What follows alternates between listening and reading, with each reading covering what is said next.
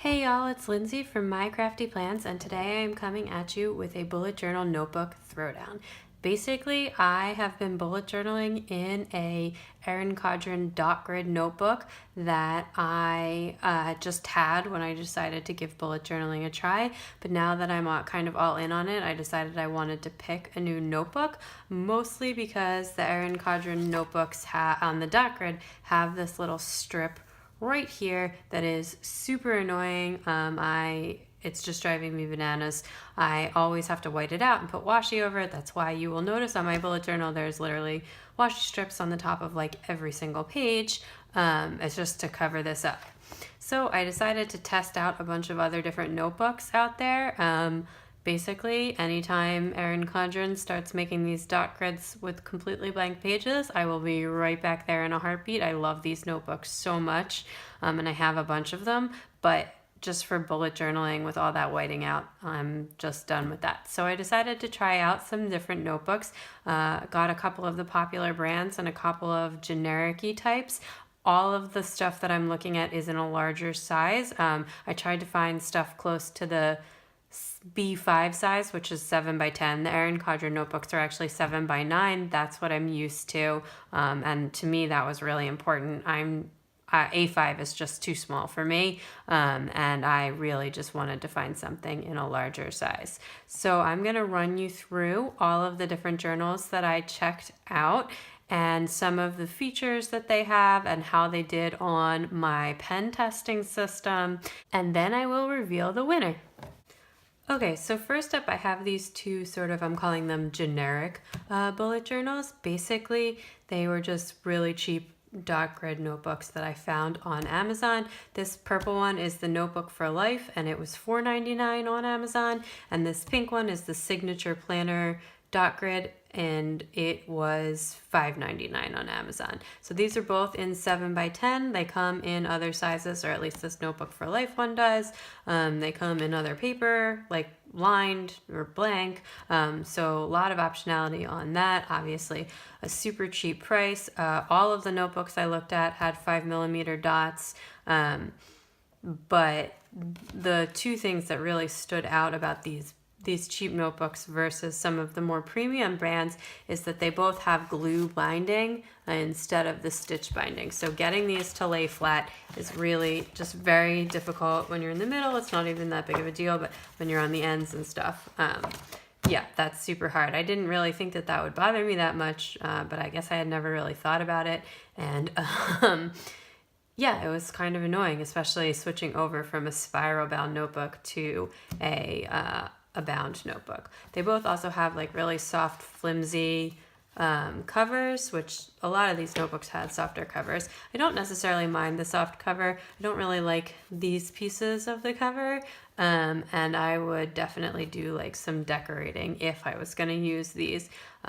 Both of these actually came with pre-made indexes, which I kind of thought was really weird because the pages aren't numbered. So comes with an index, but not numbered pages.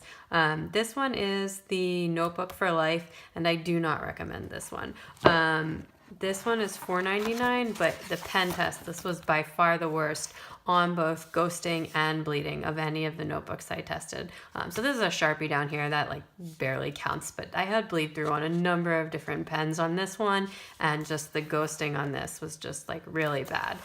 This one, on the other hand, which is the Signature Planner, is actually held up super well. And in terms of the pen test, it came in second on bleed through and third on ghosting. So like super impressive for the generic planner. It's super hard to see this on camera, and I always think that when other people doing it. But you can kind of see the difference between these two, and just, yeah, so for $1 more, you're just getting like a much higher quality notebook. So this is I'm not going to be using this. The glue thing was just driving me a little bit too nuts. Plus I don't love this cover, and I already bought all of these other notebooks, so I have a lot of options. But if you are looking for a value buy For bullet journaling, if you're just getting started, etc., I highly recommend this signature planner. I'm going to link all of these below, and I'll put like a value buy next to this one. It's only $5.99, so a really great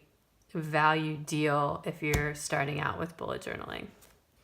Next up is this ZenArt bullet journal in this leather soft cover in teal. These the other three remaining books all have the stitch binding, so this does have that stitch binding, lays flat pretty easily, nice for writing. These also have all ivory paper, which I guess is a factor on the premium stuff. Features wise, this one was pretty light. It came with, that's just like a little sticker thing it came with, and this one has 2 bookmarks, no indexes, no anything like that, and the pages are not numbered. The pages do have like kind of cool design on them, and my favorite thing about this is the cover. Honestly, like this leather is so soft, it feels like butter. As soon as I picked up this cover, I didn't think I would care about the cover at all, but like this notebook got like a major gold star on the cover. It's just amazing. As far as pen testing goes, this one also has an expandable back pocket, but pages aren't numbered and no index or key or anything like that. As far as pen testing went, this one held up pretty well. It did third best on bleed through and second best on ghosting. FYI, the Erin Condren paper was #1 for bleed through and ghosting. The paper quality on the Erin Condren notebooks and planners is pretty much top notch in my book. And I actually think whatever I ended up choosing, I'm gonna have to get used to a little bit more ghosting than I currently experience. The only 2 things that really bled through on this, besides the Sharpie Ultra Fines, which like that obviously doesn't really count, that's gonna bleed through everything.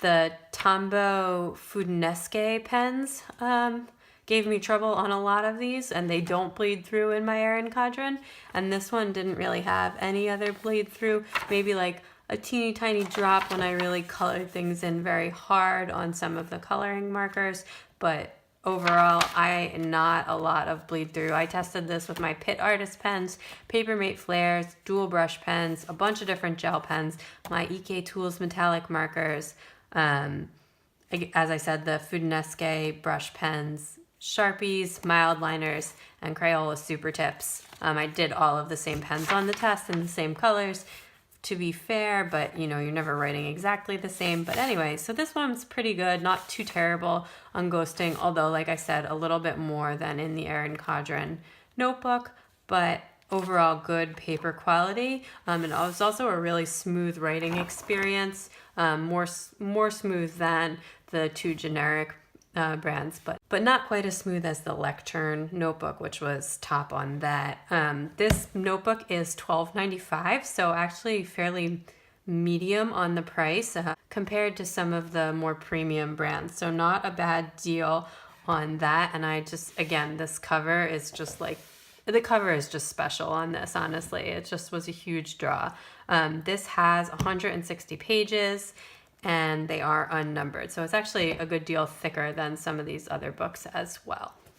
Next up, we have the Lectern 917 soft cover. So this is like different than the one you get if you're buying an A5 notebook cover-wise. The paper, however, is the same. And this has a lot of features, right? It comes with this elastic band, it comes with 2 bookmarks, again, stitch binding, pages numbered.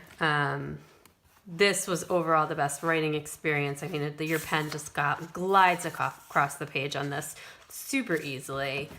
Love that. Inner back pocket, and you've got like these sort of sticker labels that it comes with in here so that you can make yourself some cover stuff.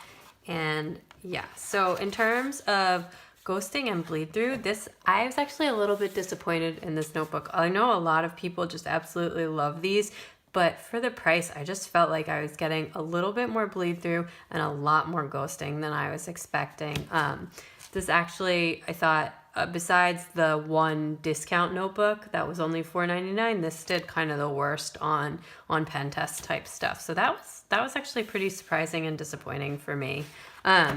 This book does come with like a cover page and an index as well. So again, heavy on the features, not thrilled with the paper, but I do like the elastic band closure, and this cover is really pretty basic as well. So that's the Lectern soft cover 917. Last, I have this absolute behemoth, which is the Scribbles That Matter notebook, and this one did not come in a B5, and I actually just bought this in an A4. I didn't really think I was going to use this for my bullet journal given the size, and I'm right, like this is too big, but I had some other thoughts on this one, and I really have wanted to try the Scribbles That Matter paper out, and so I just did pick this up. And this has a ton of features as well. Comes with the cover page, a key page, the index, pages are numbered, 2 ribbons, elastic band holder, pen holder, this back pocket with the cool print. And the pocket is actually really high quality on this. And a pen test page and this little end journal page. So a ton of features on this notebook. And actually, if you're looking for a big one, this is pretty good. But again, not as thrilled with the paper quality as I thought it would be. This one does better on the ghosting than the 917, but it had like a little bit more bleed through on some of my markers and some of that stuff. This is the dual brush pens over here. And it's just a drop on that. Again, this is the Sharpies and the Food and Escapes were a problem in a lot of these notebooks, but even had some problems with some of my brush pens in the Scribbles That Matter. So this one, I really like this overall. It's just like huge and heavy. So this definitely is not my next bullet journal because of that. But overall, if you're looking for an A4, this is really nice. And I know that a lot of people love their A5 sizes. Oh, and in this size, the A4 was $24.99, so a bit pricey as well, but it is a bigger notebook, and it also has 201 pages, so this was by far the most pages of any of them. Again, this does have the stitch binding. It lies really flat, but also this has a hard cover, and it's like super durable. So this was the only one with like a really hard cover. So if you need like more protection, I don't really take my bullet journal with me. My stuff all kind of stays in my desk in my office. So not as big of a deal for me, but I could see how that would really work out for some people. Okay, so this is the close-up of my table. I will post a picture of this on my Instagram as well, so check it out at My Crafty Plans. And so that if you want to see more about this little table and the notes that I took, etc., that will be available on Instagram. Basically, on the pen test, Erin Condren was tops for everything, but because of those colored strips, I am just not willing to stay in this notebook another year.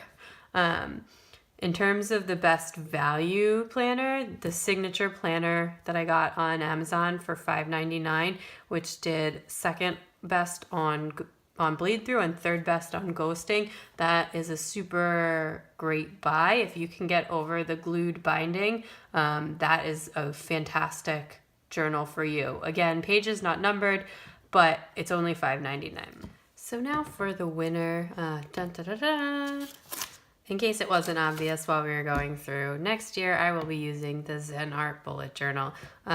Just honestly, this cover is just amazing. You have to feel this cover. I'm just obsessed with it. And I did not think I would care about the cover at all. Overall, like I said, this did pretty well on my pen test. You know, no matter what, I was going to have to get used to a little bit more bleed through and a little bit more ghosting, but overall not a huge amount of difference, especially when we're talking about like the Pitt Artist pens, which are my everyday pens. So that was really important to me.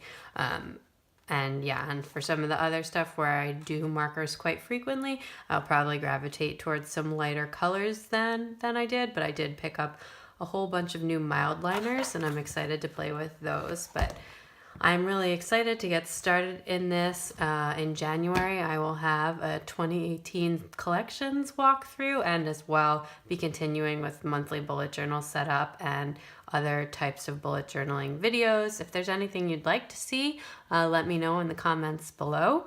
I'm really excited to get started with that. So finally, the last thing is, what am I going to do with the rest of these notebooks? As I mentioned, I sort of have big plans for that Scribbles That Matter A4 notebook, and I did want to test that out, but that size and the hardcover, didn't think that was going to be my bullet journal, and I was right. I am planning on turning that into a mega DIY baby book, and I'm going to start by migrating pieces or highlights from my daughter's baby book. She is 21 months old, and I did a whole baby book thing with her, and I really don't like it that much. It was like too prompty. So I just want to take the pieces that I really did like and make like a sort of condensed and decorative version of that, pasting in a lot of pictures and just like focusing on like big events and not like as much like journal writing. I'm just not like a big journal writer, even though I'm like a big bullet journaler. I'm a big list maker, not a big writer. And then I'm actually, as you probably know if you watch this channel at all, I am expecting my second child. And so I'm going to put the baby books all together in one book. And then if we have any more kids, I keep going with that, hopefully, and make it sort of like this big combined baby book, maybe with even like a comparison table at the top for when kids hit first milestones, which I don't know if that's really a cool thing to do or not, but everybody always talks about it anyways. Like, oh, baby X had first steps at this age and baby Y had first steps at this age. So I thought that was kind of a cool idea. Anyway, so let me know in the comments below if you'd like to see some of that as I get started with it. I'm really excited to do that. Not sure what I'm going to do with any of these other notebooks. Obviously, the Notebook for Life, that's just going to have to be like basic note-taking type thing. Just the paper on that was not good enough to do anything else with. But I have the signature planner and the lectern soft cover. I also have a bunch of other notebooks because I am a notebook hoarder. So if you have any ideas for things that you do with other notebooks, especially dot grids, let me know again in the comments below. A close-up of this table where I compared the notebooks will be up on my Instagram at mycraftyplans. So check that out, and while you're there, follow me please. Give this video a thumbs up if you liked it. I'd love it if you subscribed, and I will see you guys soon. Bye.